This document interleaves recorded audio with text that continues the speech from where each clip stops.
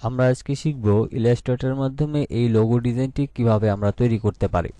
তো এই লোগো ডিজাইনটি তৈরি করার জন্য আমাদের শুরু থেকে শেষ পর্যন্ত ভিডিওটি দেখতে হবে, তাহলে আমরা প্রত্যেকে সহজে এই ডিজাইনটি তৈরি করতে পারবো। আরেকটা কথা বলে রাখছি, আপনারা যদি চ্যানেলে নতুন এসে থাকেন অবশ্যই চ্যানেলটিকে সাবস্ক্রাইব করে রাখবেন। তো সর্বপ্রথম হচ্ছে আমাদের এই ডিজাইনটি তৈরি করার জন্য রাইট বাটন ক্লিক করে আমরা ইলিপস টুলে যাব।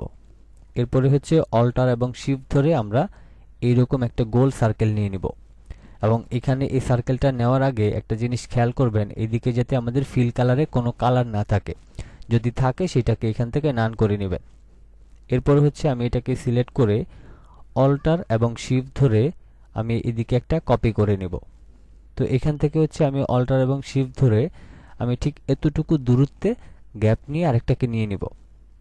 এটা যাতে বেশি গ্যাপ না হয়ে যায় সেই বিষয়টা একটু খেয়াল করবেন। যদি আপনারা এটাকে বেশি গ্যাপ করে রাখেন তাহলে কিন্তু আপনাদের ডিজাইনটা সুন্দর হবে না, মাঝখানের ফাঁকাটা খুবই কম থাকবে। এরপর হচ্ছে আপনার এদিক থেকে রেক্ট্যাঙ্গেল টুলে যাবেন। রেক্ট্যাঙ্গেল টুলে যাওয়ার পর মাউসের লেফট বাটনটা ক্লিক করে আপনি জাস্ট এটাকে এইখানে এনে ছেড়ে দিবেন। ছেড়ে দেওয়ার পর এখন আপনি যেটা করবেন, সিলেকশন টুলটাকে সিলেক্ট করে মাউসের লেফট বাটনটাকে ক্লিক করে আপনি এই অংশে এসে মিশিয়ে দিবেন। একইভাবে হচ্ছে আপনি এই অংশটাকে এইভাবে করে টেনে এই অংশটাতে আপনি ভালো করে অ্যাডজাস্ট করে নেবেন। তো আমি এখান থেকে এটাকে একদম 100% মিলাই নেব। এখন এই যে আমাদের চার কর্নারের যে সার্কেলটা আছে এটাকে সিলেক্ট করে আপনি যাবেন ডিরেক্ট সিলেকশন টুলে এবং এখানে যে গোল বৃত্তগুলি দেখতেছেন এটাকে সম্পূর্ণটা টেনে দিলে আপনাদের এটা 100% মিলে যাবে। এরপর হচ্ছে আমরা যেটা করব, সিলেকশন টুলের মাধ্যমে আমরা নরমালি এইভাবে করে এটাকে সিলেক্ট করে নিয়ে আমরা যাব রোটেট টুলে এবং এই যে মাঝখানের যে বৃত্তটা দেখতেছেন এখানে আপনারা অল্টার ধরে মাউসের লেফট বাটন ক্লিক করবেন। এরপরে হচ্ছে অ্যাঙ্গেলের এখানে আপনারা 60% দিয়ে আপনারা জাস্ট কপি অপশানে ক্লিক করে দিবেন, তাইলে আপনাদের সামনে এরকম একটা শেপ তৈরি হবে। এরপরে হচ্ছে এখন আপনি এই দুইটাকে সিলেক্ট করে আবার যাবেন রোটেট টুলে এবং এখান থেকে আপনি অল্টার ধরে মাউসের লেফট বাটনটা ক্লিক করে আপনি এখান থেকে এই যে 60% আছে এটাকে আরেকটা কপি করে নেবেন। তো এখন এটা হয়ে গেছে আমাদের নিচে, এখন এটাকে আমাদের এখানে নিতে হবে। তো এটার জন্য আমি নরমালি এটাকে সিলেক্ট করে নিয়ে আমি রোটেট টুলে যাব এবং এটার যে মিডল পয়েন্টটা আছে এই মিডল পয়েন্টে আমি জাস্ট একটা ক্লিক দিয়ে দিব। এরপরে মাউসের লেফট বাটনটাকে ক্লিক করে নরমালি এটাকে এইভাবে করে আমরা 100% মিলাই নেব। তো আমি এটাকে এইভাবে করে মিলাই নিলাম। তো প্রথমত হচ্ছে আমাদেরকে একদম এরকম একটা শেপ তৈরি করতে হবে। এখন এইখানে একটা জিনিস দেখেন, এই যে মাঝখানের যে গ্যাপটা আছে এই গ্যাপটা হচ্ছে আমাদের মেইন। যদি আমাদের মাঝখানে এই গ্যাপটা না থাকে তাহলে আমাদের ডিজাইনের কিন্তু সৌন্দর্যটা বোঝা যাবে না। তো এটার জন্য হচ্ছে এই যে এটা থেকে এই যে গোল সার্কেলটা আছে এটার দূরত্ব যাতে বেশি না হয়। দেখেন আমরা যদি এই দূরত্বটা আরেকটু কমায় দিতাম তাহলে আমাদের মাঝখানের যে জায়গাটা থাকতো সেটা আরেকটু বেশি থাকতো। তো আমরা এই শেপটা দিয়ে তৈরি করব। তো এখন হচ্ছে আমরা সম্পূর্ণটাকে মাউসের লেফট বাটন ক্লিক করে সিলেক্ট করে আমরা যাব শেপ বিল্ডার টুলে। এখন এখান থেকে আমরা রেড কালারটাকে সিলেক্ট করে মাউসের লেফট বাটনটা এভাবে করে ক্লিক করে আমরা এটাকে অ্যাডজাস্ট করে নিব এবং এখান থেকে এটাকে অ্যাডজাস্ট করে নিব।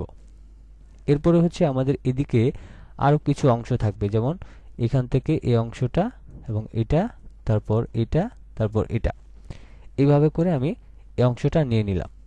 এরপরে হচ্ছে আমি অন্য একটা কালার সিলেক্ট করে আমি এখান থেকে এটাকে অ্যাডজাস্ট করে দিব, তারপর এখান থেকে এটাকে অ্যাডজাস্ট করে দিব।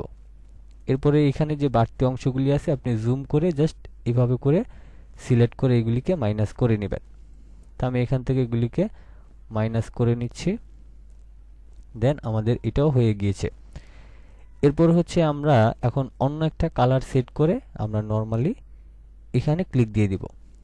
এখন আমাদের শেপের যে মূল যে শেপটা সেটা কিন্তু তৈরি হয়ে গিয়েছে। এখন এখানে আমাদের যেটা করতে হবে, আমাদের এদিকে গ্রেডিয়েন্ট কালার অ্যাপ্লাই করতে হবে। তো এখন আমরা এই সম্পূর্ণটাকে সিলেক্ট করে এদিকে আমাদের যে স্টোক কালারটা আছে এটাকে আমরা এদিক থেকে অফ করে দিব, তাহলে আমাদের এখান থেকে স্টোক কালারটা চলে যাবে।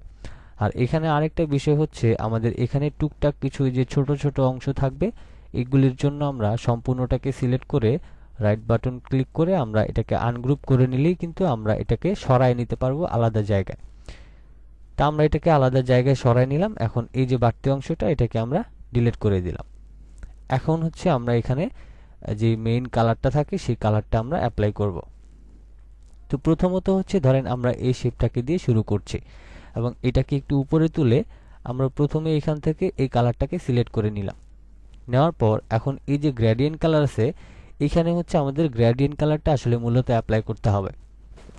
তো প্রথম হচ্ছে আমরা এই কালারটাকে টেনে আমরা এটাকে এখানে নিয়ে আসলাম এবং আবারও সেম কালারটাকে এটাকে এখানে ছেড়ে দিব এবং এই ব্ল্যাক কালার এটাকে মাউসের লেফট বাটন ক্লিক করে নিচে নিয়ে গেলে এটা চলে যাবে। এখন এই অংশটাতে আমাদের মাউসের লেফট বাটনটা ডাবল ক্লিক করে আমরা এই অংশটাকে আমরা ডার্ক করে দিব। দেখেন এই অংশটা কিন্তু ডার্ক হয়ে গিয়েছে। আমি আরেকটু ডার্ক করে নিচ্ছি। এবার হচ্ছে এটাকে আমাদের এই গ্রেডিয়েন্ট টুলের মাধ্যমে ঠিক করে নিতে হবে। তো আমরা গ্রেডিয়েন্ট টুলে একটা ক্লিক দিলাম, এরপরে মাউসের লেফট বাটনটা এখানে ক্লিক করে আমি জাস্ট এটাকে এইরকম ভাবে শেপটাকে নিয়ে আসব। আর এখান থেকে হচ্ছে আমরা চাইলে এটাকে আরও কিন্তু কাস্টমাইজ করতে পারবো। যেমন আমি এটাকে আরেকটু উপরের দিকে তুলে এটাকে হচ্ছে আমি এদিকে হালকা একটু বাড়াই দিলাম। দেন আমাদের এই অংশটা কিন্তু সেট হয়ে গেল। এবার এখান থেকে হচ্ছে আমি এটাকে সিলেক্ট করে আইড্রপারের মাধ্যমে এখানে ক্লিক দিয়ে দিব। ক্লিক দেওয়ার পর আমরা আবারও এখান থেকে এই গ্রেডিয়েন্ট টুলে গিয়ে আমরা জাস্ট এই নিচে থেকে আমরা উপরের অংশটাতে এইভাবে করে এটাকে কালারটা অ্যাপ্লাই করে নিব। দেন আমাদের এই কালারটাও কিন্তু অ্যাপ্লাই হয়ে গিয়েছে। এরপরে সেম এটার বেলায় আমরা এখান থেকে আইড্রপার দিয়ে এখানে ক্লিক করব, তারপর হচ্ছে আমরা এখান থেকে রিভার্স গ্রেডিয়েন্ট করে দিব।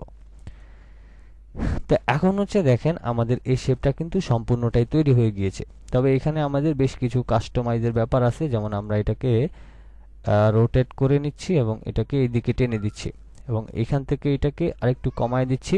দেন আমাদের এদিকে কিন্তু এখন সম্পূর্ণ ডিজাইনটা তৈরি হয়ে গিয়েছে।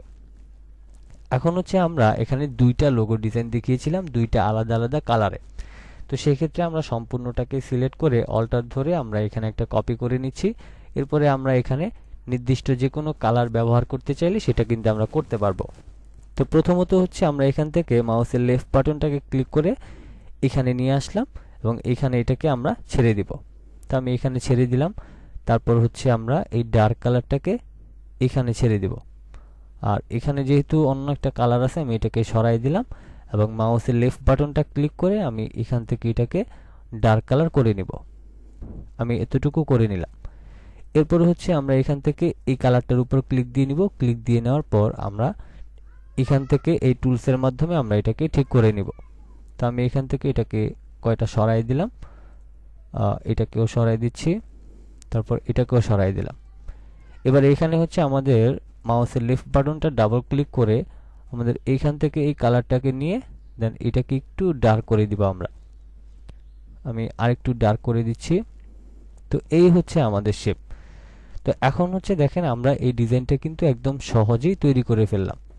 তো আশা করছি আপনাদেরকে এই বিষয়টা ক্লিয়ার করতে পেরেছি। আজকের মতো এই পর্যন্তই ছিল। ভিডিওটি ভালো লেগে থাকলে অবশ্যই ভিডিওতে একটি লাইক দিয়ে দিবেন এবং নিয়মিত গ্রাফিক ডিজাইন পাওয়ার জন্য অবশ্যই চ্যানেলটিকে সাবস্ক্রাইব করে সাথে থাকবেন। সবাই ভালো থাকবেন, সুস্থ থাকবেন। আল্লাহ হাফেজ।